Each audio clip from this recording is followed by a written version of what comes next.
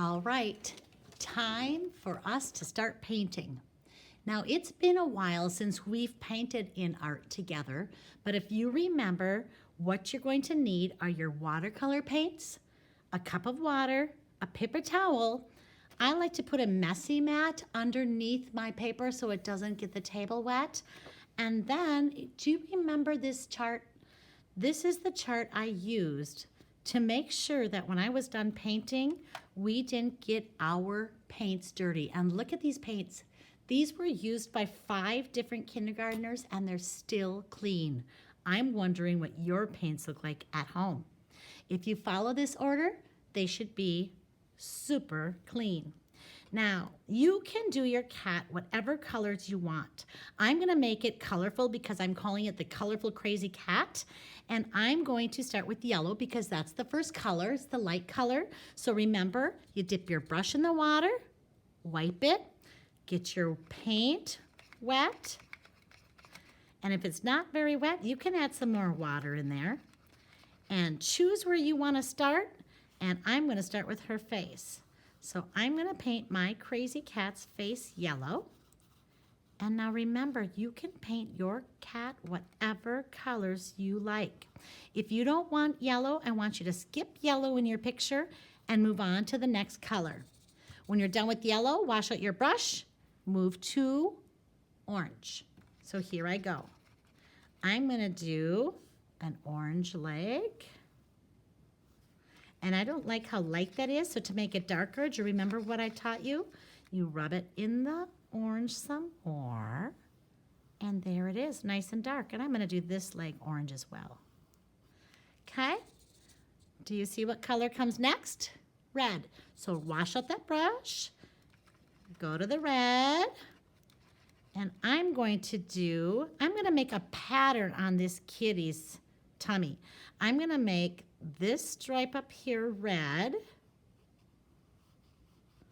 And remember, when you hold your brush, you hold it down by the barrel and you paint with the tip of your brush so you don't wreck your brush. All right, when you're done, I'm gonna use red again. I'm not done with red yet. So I'm gonna get my brush wet, wipe it, dip it back in the red, and I'm gonna make this stripe red as well. Watch this. I'm gonna get in here and I'm going to paint this red. Now what I want, oh man, I touched out there. That's okay. Sometimes we make mistakes, but I'll be able to cover that up with another color. Now, I'm gonna do this another color, but I'm gonna wait and I'm gonna let this dry a little bit because if you put wet paint next to wet paint, it's going to bleed and the colors are gonna run together. And sometimes that's beautiful in art and we wanna do that, but today I don't want the colors to bleed.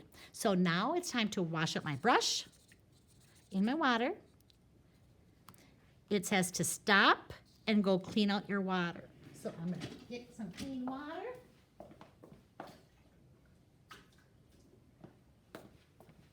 And then I'm gonna continue on to the next color.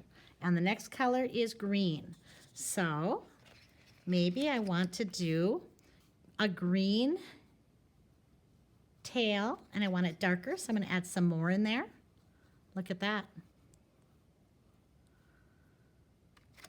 And I'm gonna skip every other square and I'm gonna put green in there so I can put a different color inside there to make a pattern on my tail.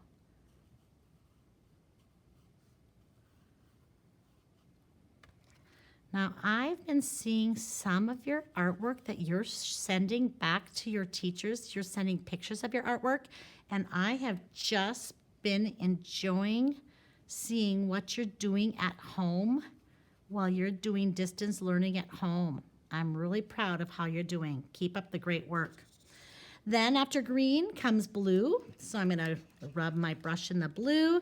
I'm gonna do the back legs blue.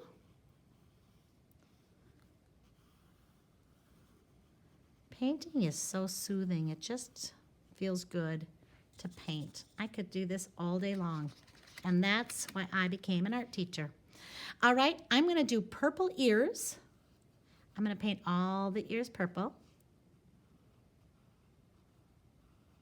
And then I'm going to use the purple to go in between this red. Watch this. It's not quite dry yet, but I'm going to see what happens. If I hold my brush up and use just the tip of my brush, I think you'll be really surprised at how nicely I can stay in the lines.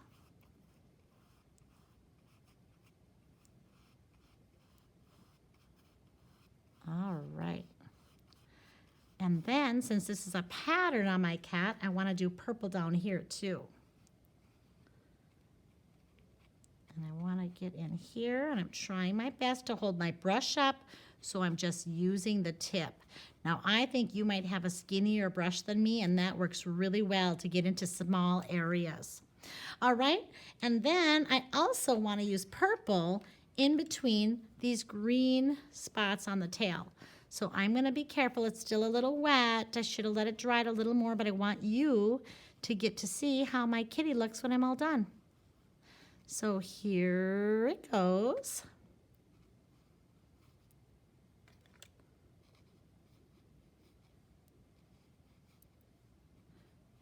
And sometimes what I like to do is I like to take a little break from my painting, and I like to let it dry and then come back to visit it in a little bit to finish the background.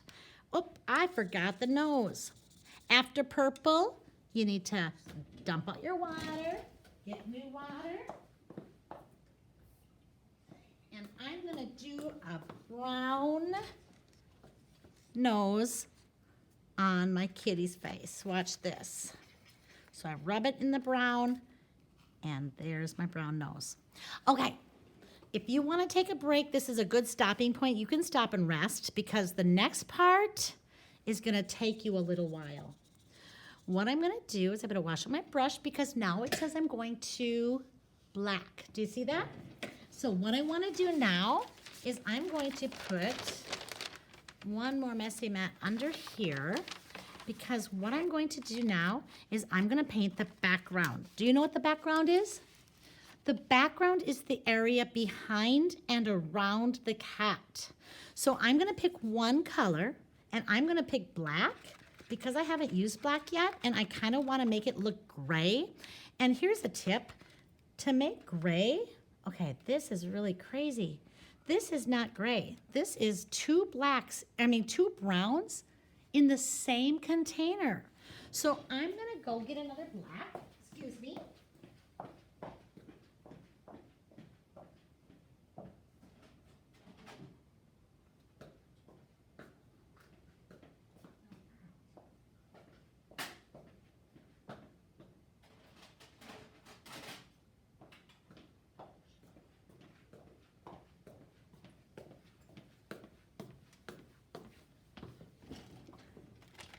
That was crazy. I've never had that happen before. So this one is black. I can see it. But if I use a lot of water, let me move this up, and I rub it in the black, it's going to look like gray. And what I'm going to do is I'm not going to draw like lines and make a mess back here. I'm going to paint this in order, and I'm going to stay close to where I've been painting before, and I'm going to fill in this area around my cat. Now this part takes a while. You need to be patient and take your time because if you don't, you're going to wreck your painting. And we have worked so hard on this today that I really want you to take your time and do a good job. Now, I am going to sneak in here. I'm going to go all the way off my paper. Do you see why I put a Messy Mat down here? Because I want to be able to go all the way off and make the paper gray by using that black paint and filling in. You can paint right over your name. Look at that. If you paint right over it, your name will pop right through the paint. Kind of cool, isn't it? And then if there's a skinny area, use your skinny brush, use the tip, and be careful when you go in there. And you want to go around your legs and around the back end here. And I'm being very neat and trying to stay, like, cover one area at a time. And I'm not jumping here and there and here. I'm moving my brush in order. I'm making it orderly, if that makes sense. All right, here I go. Now, I'm going to go around my tail. If you get too much water on your brush, you're gonna get puddles on your paper. What you can do is you can use those puddles and use your brush to push the puddles so that you're using that paint. And you'll see sometimes my paint gets darker, sometimes it gets lighter. It all depends on how much water is on your brush when you're using it. If you have a lot of water, your color's gonna be lighter. If you have less water, your color's gonna be darker. I'm gonna go around, you can go right over your whiskers. And I'm gonna dip it again. Follow along the kitty's back. Sometimes I like to trace along that line there and fill in with paint. And check that out. I'm gonna go back here and touch this up closer. And maybe right in here. All right, when you're all done, you need to wash out your brush. I would wash it in here first, and then I would still go wash it in the sink. You know what I like to do when I'm done? I like to wipe it on a paper towel like this. And when you put it to dry, I like to leave this up so the bristles are together so it's not all hairy and wrecked. Then you want to let your paints dry. Look how clean. I got just a little spot. If you have a spot of paint in yours, what's nice about these is you can wipe these out. You can get your paper towel a little wet, and look at that. You can clean it right out of there. And then it's clean for the next time we want to paint.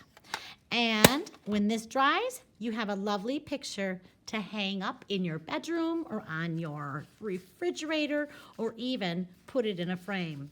So that, my friends, is how you make a colorful, crazy cat. And if you choose to make a different critter, I'd be curious to see what you came up with. So have fun, and I'll see you back next time.